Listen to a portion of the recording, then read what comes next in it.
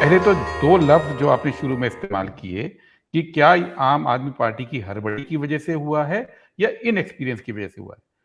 दोनों बातें गलत हैं। आम आदमी पार्टी को सत्ता में दिल्ली में 8 साल हो गए हैं। कोई एक्सपीरियंस जैसी कोई बात नहीं है और हड़बड़ी जैसी बात भी नहीं है। बात है आम आदमी पार्टी की नीति और नीयत की। और मैं क्यों बोल रहा हूं? क्योंकि आम आदमी पार्टी का पूरा जो तंत्र है वो केवल नैरेटिव गढ़ने के लिए बना होता है। जब अरविंद केजरीवाल ने आम आदमी पार्टी बनाई तो आपको याद होगा दिल्ली के अंदर घर घर जाकर उनके लोग एक फॉर्म पे साइन कराते थे जिसपे अरविंद केजरीवाल का डिक्लेरेशन होता था कि मैं जीवन में कभी भी कोई सिक्योरिटी नहीं लूंगा। मुझे पक्का मालूम है कि आपको भी याद होगा और आपके दर्शकों को भी याद होगा।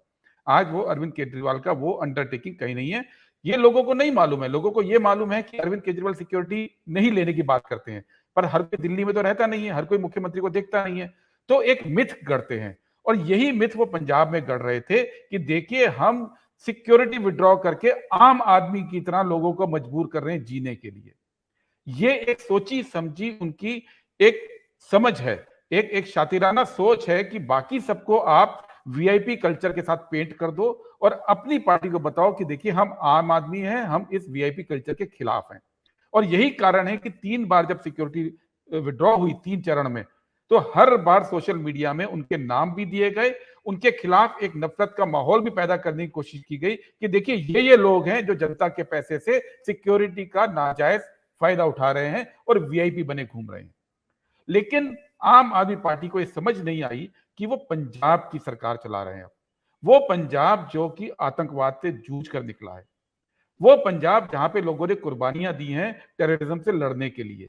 और आपने इस प्रोसेस में किस किस की, सिद्धू मूसेवाला का तो आज हमको मालूम है कि कल उनकी हत्या हुई। वो कांग्रेस के युवा नेता थे, उनकी हत्या हुई सिक्योरिटी लैब्स की वजह से, सिक्योरिटी हटाने की वजह से। लेकिन और किन किन की आपने हटाई है?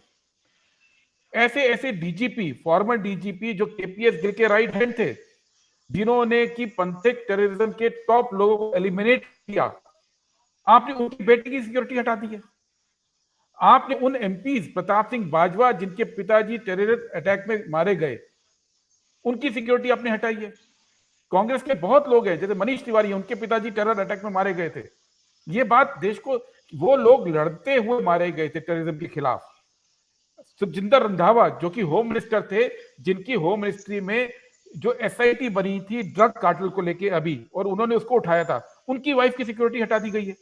क्या ये लोग जो ड्रग्स के खिलाफ लड़े, जो टेररिज्म के खिलाफ लड़े, क्या उनके और उनके परिवारों को सिक्योरिटी देने का जिम्मा सरकार का नहीं था?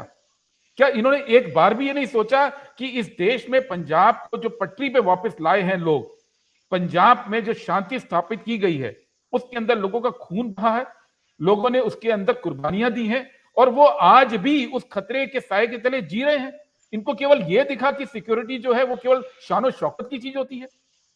इनको ये समझ में नहीं आया। आज अगर शानो शौकत की चीज होती है तो आज मुझे बताएं, अब सर्वेश जी आ गए हैं, राघव चड्ढा को किस बात का खतरा है? उनको क्यों सिक्योरिटी दी गई है? अरविंद केजरीवाल क्यों इतनी बड़ी सिक्योरिटी लेके पंजाब से घूम रहे हैं? भगवंत मान की फैमिली को क्यों सिक्योरिटी दी? अभी तो उन्होंने 2 महीने में ऐसे कोई काम नहीं किए कि टेररिज्म से लड़ लिए हो, ड्रग कार्टेल से जूझ गए हो।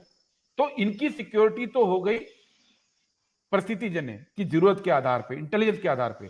और जो बाकी लोग जो पंजाब में राज किए, और मैं सिर्फ कांग्रेस की बात नहीं करूंगा, अकाली फैमिली, केरो फैमिली, किस किस जो जो लोग इस पीरियड के अंदर 30 साल के अंदर जूझे, आपने उन सबकी सिक्योरिटी विड्रॉ की है। और विड्रॉ की तो की सोशल मीडिया में सिर्फ वाहवाही लेने के लिए, अपने नैरेटिव को मजबूत करने के लिए सबके नाम आप देते गए।